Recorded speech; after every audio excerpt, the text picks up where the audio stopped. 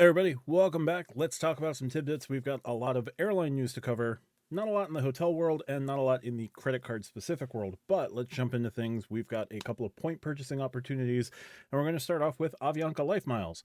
Avianca is allowing a purchase bonus of up to 160%. So if you buy 1,000 miles, you're going to get a 120% bonus. That's 1.5 cent per mile. 2,000 miles to 20,000 miles, you're going to get a 140% bonus. 21,000 to 35,000 miles, you're going to get a 150% bonus. 36,000 to 200,000 miles, which I believe is their limit, you're going to get a 160% bonus. You're going to be buying points effectively at 1.27 cents per point. So if you were to max out with the 160% bonus, you would pay $6,600 to take home 520,000 life miles, and that breaks down to just under 1.2 cents per point. So 200,000 you purchase, you would get 320,000 as a bonus. So there you go, Avianca 160% bonus on life mile purchases. We're going to move over to Emirates, which also has a point purchase right now. It's only up to about 25%, but it does work out to about 2.45 cents per point. Emirates miles going to cost you more, but here we go. Here's the breakdown. If you buy 5,000 to 15,000 miles, you're going to get a 10% bonus. If you buy 16,000 to 25,000 miles, you're going to get a 15% bonus. If you buy 26,000 to 100,000 miles, you're going to get a 25% bonus. Not the juiciest of bonuses, but as always, if you make these purchases through points.com, if you stack them with Top Cashback or Rakuten, you're going to get additional points as well. So just keep that in mind. I don't know if I've seen Emirates Skyward on the Top Cashback, but Top Cashback usually comes in at about 2.52 cents per point, and 2.52 cents per dollar. And if you do Rakuten, you get about 1.25 cents per point, or 1.25x if you do membership rewards points from American Express. Sorry. Finally, we've got United Airlines, which has a 100% bonus or 50% discount. This is going to be targeted, so just check your United Mileage Plus options. This promotion is valid through December 23rd of 2024 at 11:59 p.m. Central Time. So this will expire at 2 a.m. Eastern. All right, so you may be targeted for a score discount of up to 50% on purchase miles. That would be buying miles at 5,000 to 14,000 miles, you get a 20% discount. 15,000 to 39,000 miles, you get a 35% discount. And 40,000 to 100,000 miles, you get a 50% discount, or about 1.88 cents per mile. Same thing, same targeted tiers, just instead you would get a bonus. So 5,000 to 14,000, you'll get a 50% bonus. So 5,000 miles would be 7,500 miles. 14,000 miles would be 21,000 miles. 15,000 miles to 39,000 miles, you'll take home a 75% bonus, and 40,000 to 100,000 miles, you'll get that full 100% bonus. Either way, it comes out to 1.88 cents per point, or 1.88 cents per mile. So there you go. You'll receive 200,000 miles for a total of $3,762.50 after taxes. Again, same thing, stack with Top Cashback, stack with Rakuten, and you're good to go there. Now we have a number of airline announcements to go through. This is going to continue with Alaska and Hawaiian. I mentioned the Alaska Premium Card earlier today. Check out one of the videos at the end of this. You'll have a card that says most recent upload. That's going to be the video this morning about the Alaska Premium Credit Card, so check that out. And they're continuing announcing the full setup. So Alaska is going to be launching daily service to Tokyo Narita and Incheon Airport in Korea. Those are going to be using the A330 aircraft from Hawaiian Airline. So part of the merger was that Alaska would get to utilize these bigger jets for long-haul purposes, and they're putting that into play now. So daily service now from Seattle to Tokyo, Seattle to Incheon. You got those going for you. There's additional posts on 1 Mile at a Time about about how Alaska and Hawaiian are going to be maintaining their brands, but it's going to be one set of points. I'll put that article in the bottom. Not the biggest of news there. The other big news from Alaska this morning that I didn't mention in the first post that I'm mentioning here. Alaska is planning lounges at Honolulu and San Diego, and they're making their Seattle lounge their flagship lounge. So they have 3 new lounge announcements in addition to daily service between Seattle and those 2 airports that I mentioned. They're also looking to make Seattle their global hub in terms of adding more long-haul flights out of Seattle. By 2030, they're planning like 12 major routes out of Seattle. So be on the lookout for that.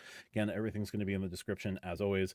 I'm just giving you a summary of the news. And my apologies. So we're going to get through this. They are going to be launching lounges. Intends to open new Alaska lounges in both Honolulu and San Diego Airport. Shout out to Kamilani, who does not like the Honolulu Airport. You can ask him about it. As it stands, there are 9 Alaska lounges at a total of 6 airports, including Anchorage, Los Angeles, New York, Portland, San Francisco, and Seattle. Both of the new lounges obviously would make a certain amount of sense. The San Diego lounge will be in Terminal 2. It is an Aspire lounge that is expected to become the Alaska lounge. At Honolulu, looks like it might be the Plumera lounge and the Apartment 129 lounge, but we'll see. So more on that in the 1 Mile at a Time article. I just wanted to highlight that Alaska is launching 2 new lounges, and they'll be elevating the Seattle lounge to a flagship lounge, whatever that may be. Speaking of airlines, we're going to move over to one-time potential Alaska targeter. There was a time where JetBlue may have been merging with Alaskan, but that time has long since passed. JetBlue has made a couple of announcements today. There were massive route cuts announced yesterday. So they are cutting back on a number of routes that they fly that were just not being profitable. And one of those routes was taking away the Mint accessible planes from New York to Seattle. Well, they've announced 2 new routes out of Boston that might take 1 or 2 of these planes.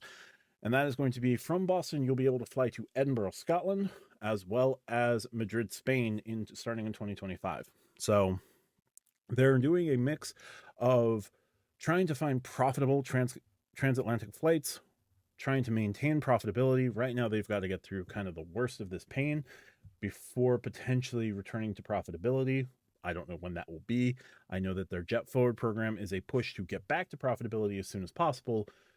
But they've got to get through some pain first, and they're still working on getting through that pain. So JetBlue will have flights from Boston to Edinburgh and Boston to Madrid starting in 2025.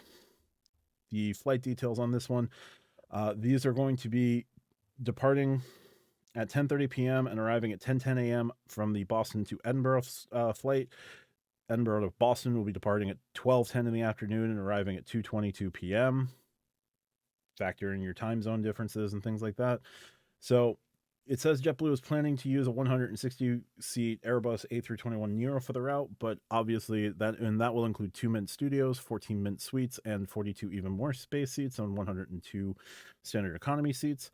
Be interesting to see what they do here. And this is going to be a seasonal flight from May 22nd to October 25th. So definitely makes sense that they would be using this over the summer months and into the early autumn. The Madrid flight is going to also be seasonal. This is going to be from May 23rd to October 25th of next year. You're going to be departing Boston for Madrid at 10:25 p.m., arriving at 11:30 a.m. the next day. Departures from Madrid to Boston will start at 1:30 p.m. local time and land at 3:20 Eastern. They're planning on using the 138-seat A321LR, so that's the long-range variant of the A321. That features 2 Mint Studios, 22 Mint Suites, 24 even more space seats, and 90 standard economy seats. So we'll see what happens there. But if these become hot routes, maybe they'll add more capacity or a larger jet. We'll see. A number of airlines are caught in the problem of Boeing isn't producing planes fast enough, and they're turning to Airbus, and Airbus can't make the planes fast enough either. So there we go. Sticking with JetBlue, we're going to finish here with JetBlue has made an immediate change to make even more space seats more readily available. And not necessarily more readily available, but highlighting their availability when booking. So what have we done here? So they've relaunched Even More Space as Even More as the branding, and you're now going to be able to see even more space or even more seats available when you're booking. So typically, if you go to the JetBlue website, you'll see it booked as Blue Basic, Blue, Mint, if Mint is available on the flight that you're booking. Now you'll see Blue Basic, Blue, Even More, and then Mint, I'm sure, on flights that will include Mint. But Even More will be readily available at the time of booking. Now, you can't book Even More with points unless you're Mosaic 2. At the moment, that may be changing. Hopefully it is, because I'd rather just book with points for Even More immediately. And then instead of the roundabout way that I do it, which is I book Blue. From Blue, I pay to move up to Even More Space because, well, I like Even More Space. I don't want to sit in Blue. So the amount of money that you would pay kind of works out exactly the same. So Blue booking would be $109 on this dummy flight on 1 mile at a time. If Blue was $109, it's going to cost you $45 to move up to Even More. They're just pricing Even More at $154. So there you go.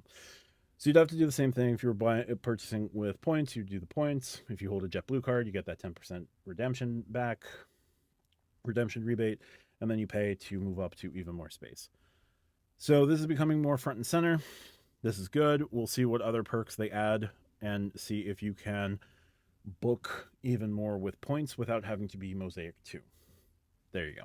So anyway, just wanted to highlight these things that I found over the course of the day. I'm going to put these, as always, in the description. If you like what I do, hit the like and subscribe button. If you want to support me here on YouTube, check out the YouTube membership down below.